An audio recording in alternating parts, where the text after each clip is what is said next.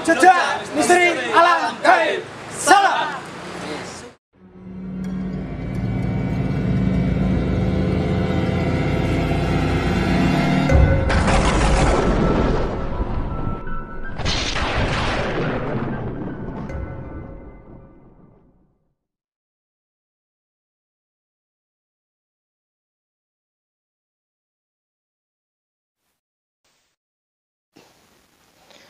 Assalamualaikum warahmatullahi wabarakatuh. Alhamdulillahi rabbil alamin. Wassalatu wassalamu asrofil anbiya wal mursalin wa ala alihi wa sahbihi ajma'in. Amma ba'du. Salam sejahtera, salam Om Swastiastu, salam Namo Buddhaya, salam kebajikan untuk kita semua.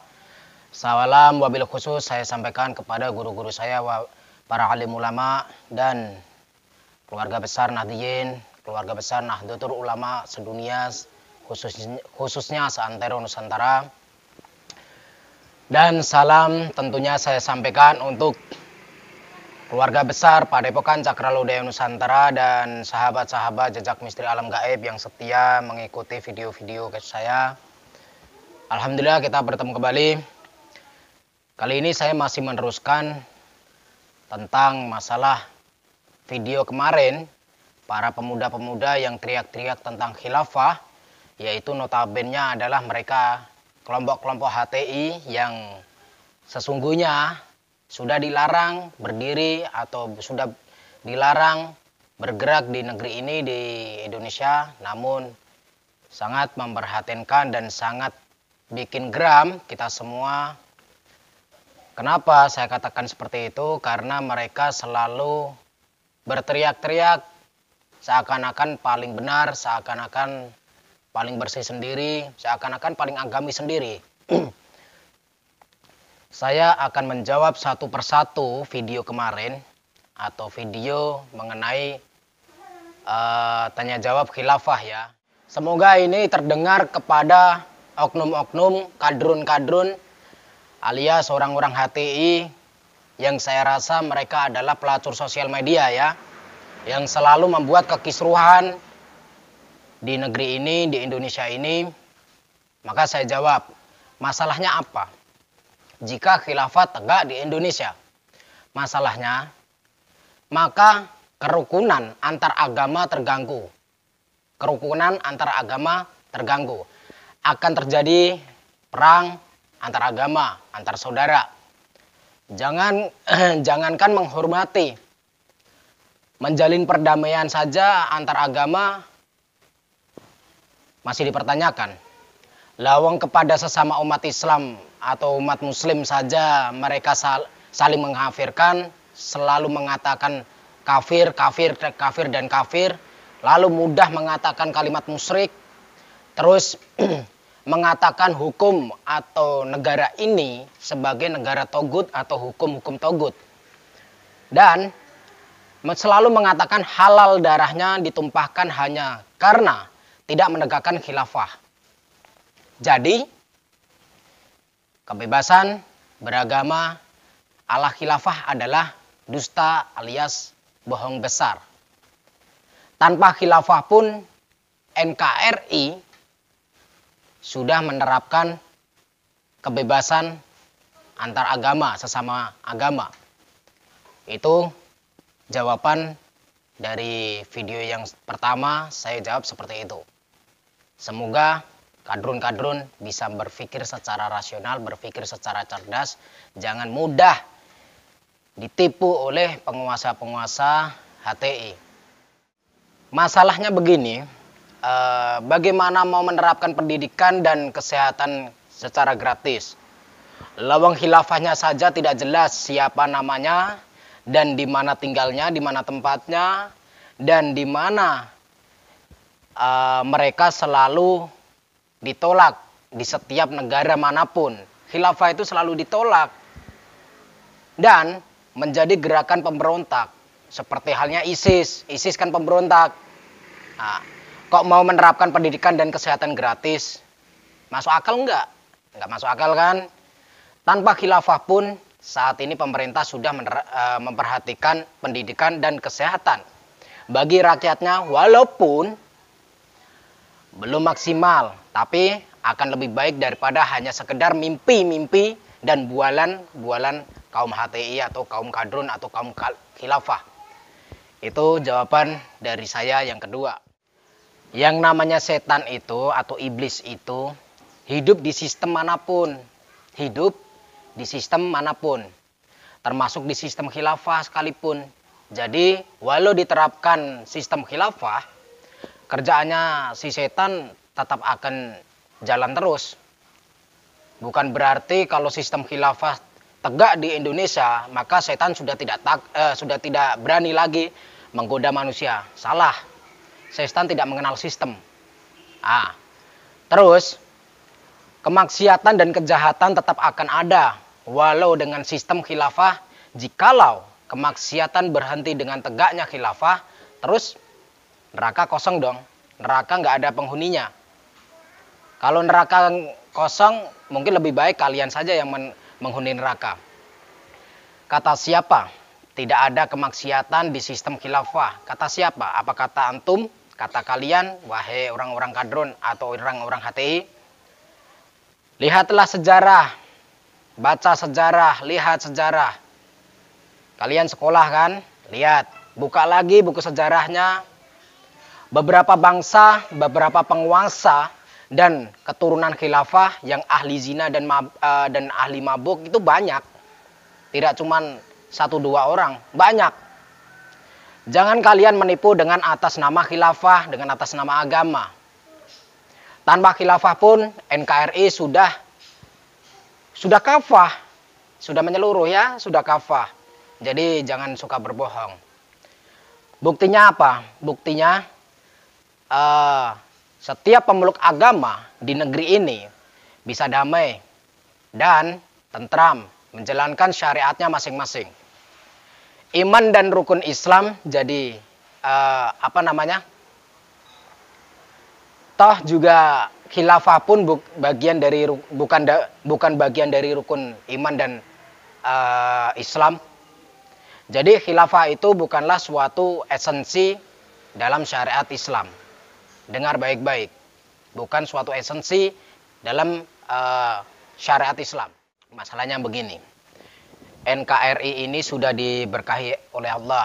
Allah Subhanahu wa taala sudah memberkahi negeri ini. Jika ada bencana dan musibah, itu semata-mata adalah ujian bagi kaum yang beriman. Lantas bukan karena tidak menerapkan khilafah. Jadi tidak ada hubungannya dengan penerapan sistem khilafah. Negeri ini dihuni oleh para waliullah dan didoakan para alim ulama dan dicintai oleh penduduknya, masyarakatnya. Masalahnya, jika khilafah tegak di sini, maka mereka para kaum kadrun, kaum khilafah, kaum HTI hanyalah akan merusak anugerah Allah yang berupa berkah dan kedamaian di negeri ini. Mereka hanya perusak. Saya rasa mereka hanya perusak. Itu jawaban yang keempat dari saya. Kaum khilafah atau HTI atau kadrun itu sendiri yang ahli maksiat dan yang bertopeng agamis atau bertopeng agama, bertopeng nama Tuhan yang terus-menerus merongrong di negeri ini. Saya rasa tidak pantas mereka ada di negeri ini ya. Kelompok minoritas tapi gayanya sok mayoritas. Atas nama Islam selalu mengatasnamakan ulama dan mengatasnamakan Islam. Sebenarnya mereka berbohong. Atas nama ulama dan atas nama Islam itu suatu penistaan sebenarnya. Lalu umat Islam mana yang mereka ikuti? Jadi sebenarnya mereka itu para HTI, para kadrun ini teriak-teriak umat Islam. Mereka umat Islam yang mana? Harusnya mereka bisa bisa transparan lah. Jangan umpet-umpetan seperti itu. mereka adalah kelompok perusak perdamaian sebenarnya. Jadi apa yang mereka katakan tentang perdamaian, tentang kesejahteraan untuk negeri ini jika sistem khilafah tegak di negeri ini, itu saya rasa bohong besar, sangat besar bohong besar. Karena mereka sendiri perusak. Kalau buktinya saja mereka selama ini selalu merugikan negara kan, dan selalu merusak fasilitas negeri ini. Ya seperti yang kita lihat sendirilah. Masalahnya penista agama adalah mereka yang memanipulasi. Mereka yang memanipulasi ajaran agama untuk memuaskan kepentingan pribadi atau kepentingan kelompok mereka sendiri. Penista agama adalah mereka yang selalu menebar kebohongan bahwa Rasulullah Shallallahu Alaihi Wasallam tidak bisa menegakkan rahmatan lil alamin sebelum tegaknya khilafah. Itu bohong besar. Dan para penista agama adalah mereka yang bodoh tentang agama, tapi berlagak ahli agama, bicara tentang agama hanya dengan bermodalkan jubah, jenggot panjang, sorban. Itu bisa dibeli, bisa bisa dibentuk kan, bisa di setting. Padahal mereka adalah hanya seorang atau sekelompok provokator, tapi berlagak sok paling suci sedunia. Inilah masalahnya. Itu bohong besar jika mereka mendukung Pancasila. Bagi antek khilafah, Pancasila itu togut, atau Pancasila itu pernah dikatakan oleh mereka yaitu pancasetan kan. Jadi sudah tidak pantas lah, janji mereka adalah bohong besar. NKRI itu produk kafir, dan Undang-Undang Dasar Republik Indonesia 1945 hanya sistem syaitoniah. Itu yang pernah mereka katakan selama ini. Itu jejak digitalnya masih ada, tidak akan hilang. Jadi mereka menghalalkan segala cara untuk menipu kita semua, kaum awam. Masalahnya khilafah atau HTI atau kadrun itu lebih ganas dan berbahaya dan lebih licik daripada OPM. Itu yang saya tahu. Jangankan mengajarkan moralitas. Kaum khilafah itu sendiri tidak punya moral. Tidak punya moral dan sudah ditolak tapi tidak tahu malu. Kan sudah ditolak di negeri ini tapi ternyata masih merongrong di negeri ini. Berarti kan tidak tahu malu. Dan anti NKRI tapi mereka nyaman dan tidur nyenyak di NKRI ini, di negeri ini. Benci dengan pemimpin, benci dengan presiden, tapi fasilitas negara dinikmati. Fasilitas negara apa yang mereka nikmati? Seperti tol. Mereka lewat tol. Terus seperti apa lagi? Perahu, kapal. Mereka pakai kapal. Seperti bandara. Mereka pakai bandara. Itu bohong besar. Jangankan menjaga akidah. Padahal mereka sendiri saja tidak jelas. Akidah mereka sendiri saja tidak jelas. Namun akidah aswaja tidak akan mabuk dengan khilafah. Jadi kami, wahai para kadrun, kami sebagai pemuda aswaja tidak akan tergiur dengan iming-iming kalian. Tidak mudah tergiur. Dengan khilafah itu sendiri, kaum khilafah ini pakai akidah siapa? Saya cuma pengen bertanya, para khilafah atau para kadrun ini sebenarnya pakai akidahnya siapa? Selama ini kan tidak jelas akidahnya para oknum-oknum atau kelompok-kelompok kadrun, kelompok-kelompok HTI itu. Sehingga dilarang di negeri ini. Masalahnya begini, yang namanya kaum khilafah itu adalah kaum penjajah. Penjajah yang selalu jualan agama. Yang namanya penjajah itu semanis apapun janjinya, ya tetap akan membual alias hobi berbohong, alias hobi menipu. ngaku anti asing, padahal mereka mendapatkan donasi dari asing ya, dan dipelihara oleh negara asing. Bukankah ideologi khilafah itu adalah ideologi asing dan ideologi yang sudah usang, sehingga tidak dipakai oleh mayoritas para alim ulama. Alhamdulillah, ulama pendiri NKRI dan ulama-ulama yang selalu setia dengan NKRI sudah paham tentang kebohongan kaum khilafah, kaum HTI alias para kadrun-kadrun. Itu jawaban yang ke-10. Siapa bilang? Saya ulangi, siapa bilang? Siapa bilang yang namanya pemalas itu tetap di mana-mana dan sekalipun hidup di dalam sistem apapun, ya tetap jadi pengangguran. Siapapun yang tidak mau sekolah atau yang tidak mau belajar, ya tetap bodoh. Tapi biasanya orang bodoh itu berlagak sok pintar dan sok menguasai segala bidang. Setiap permasalahan pasti jurusnya mereka hanya itu saja, yaitu selalu mengatakan teriak-teriak, tegakkan khilafah, tegakkan khilafah. Itulah jurus mereka. Mungkin saya rasa mereka tidak punya jurus lain ya. Sebab mereka selalu menggunakan jurus-jurus seperti itu saja. Ya wajar. Ya namanya kadrun, kadal, gurun, itu otaknya kecil. Saya menyikapi ini hanya saya kasih tahu ya. Saya kasih tahu masalahnya karena para kaum khilafah alias kaum HTI kadrun itu hobinya hutang tapi tidak mau membayar. Mental mereka memiliki mental penindas dan pengemis. Hidupnya manja dan tidak mau kerja keras tapi sukanya selalu menghayal. Sampai hayalannya itu setinggi langit ya, langit ke-7. Dan soal menikah, tanpa khilafah pun saya rasa dan kita semua sudah tahu ya, tanpa khilafah selama ini kita menikah itu sah-sah saja kan. Sah menurut agama dan sah menurut negara.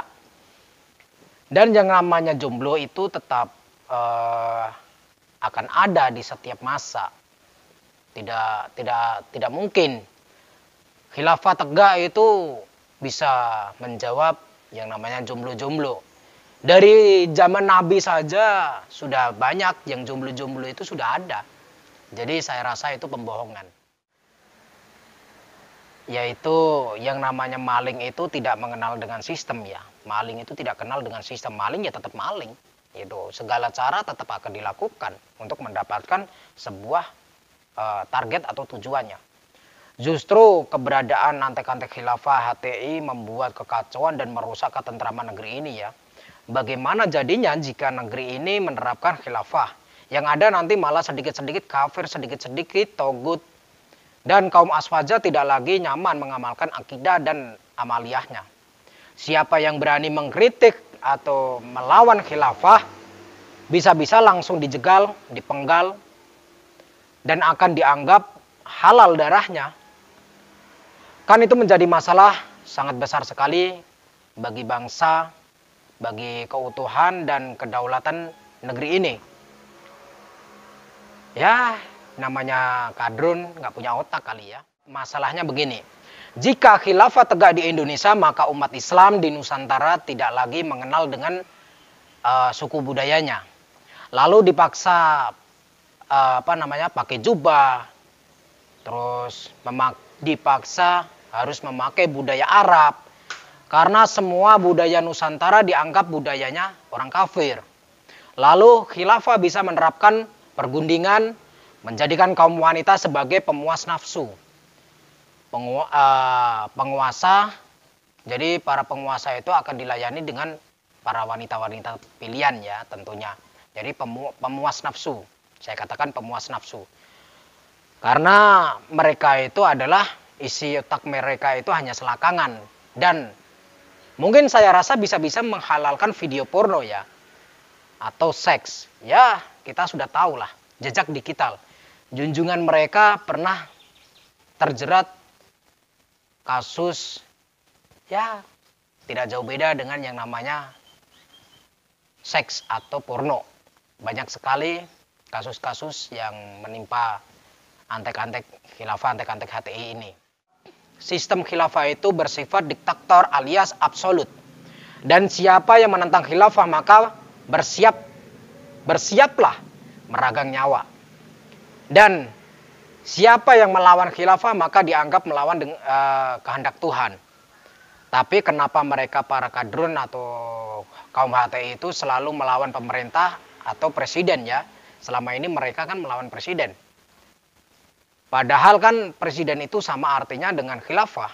Pemimpin, presiden, raja sama saja dengan khilafah. Dan mereka akan menganggap setiap perkataan khilafah itu sama dengan perkataan Tuhan yang sehingga wajib diikuti. Tapi kenapa selama ini jejak digital mereka itu tidak pernah mengikuti apa yang menjadi fatwa para alim ulama MUI atau presiden? Saya rasa mereka hanya banyak membual ya, banyak berbohong, banyak berdusta. Mungkin barangkali dengan video ini mereka bisa berpikir dengan cerdas. Yang namanya amar ma'ruf nahi mungkar itu adalah tanggung jawab kita bersama, kita semua, bukan hanya untuk penguasa saja ya. Dan tidak ada jaminan kemaksuman bagi khilafah, karena kemaksuman itu hanya dimiliki baginda Rasulullah SAW. Sehingga khilafah bisa berpotensi salah dan bisa juga melakukan kemaksiatan ya. Siapa yang mencegah kezoliman khilafah maka akan dianggap memusuhi Tuhan ya. Ini juga akan jadi masalah sangat besar sekali bagi kita semua apabila menerapkan khilafah di negeri ini. Saya mampu menerangkan tentang khilafah atau kejahatan khilafah ya. Yang saya jelaskan itu sebab khilafah hanyalah sistem buatan manusia, bukan sistem buatan Tuhan. Sistem khilafah ini tidaklah suci, melainkan tersimpan di dalamnya itu penuh dengan kekurangan dan kejahatannya. Kita semua bisa membaca tentang sejarah. Betapa banyak umat Islam harus meragang nyawanya dan sehingga saling membunuh hanya karena berebut tahta. Inilah masalahnya yang harus dijadikan pelajaran bagi kita semua. Jadi tengoklah sejarahnya, lihatlah sejarahnya. Jangan banyak ngomong, jangan banyak menjanjikan ini itu, tapi tengoklah sejarahnya. Khilafah bukanlah suatu kewajiban melainkan tawaran alternatif yang tidak ada jaminan baiknya dan tidak ada dalilnya untuk menerapkan khilafah secara tahririyah. Khilafah Imam Mahdi memang akan datang, tapi bukan khilafah penipu HTI ya. Dan ulama aswaja yang lurus tidak akan tergiur dengan mimpi-mimpi khilafah HTI. Walau dipaksakan bagaimanapun, khilafah akan terus gagal dan terus gagal dan terus gagal. Sebab hanyalah produk tafsir gagal yang usang dan yang hanya merusak dan mempersempit keagungan ajaran Islam itu sendiri. Yang sebenarnya ajaran agama Islam yang sebenarnya ya. Terus masalahnya apa? Masalahnya negara manakah yang saat ini tertarik dengan mimpi-mimpi khilafah tersebut? Masalahnya itu. Jadi ya kaum khilafah alias kadrun alias HTI itu sekali-kali bangun dari tidurnya lah. Bangun dari tidurmu wahai orang-orang kadrun. Biar matamu melek, jangan hanya mimpi dan mengigau belaka ya. Jadi saya rasa itu menjadi suatu masalah buat bangsa ini, buat kita semua.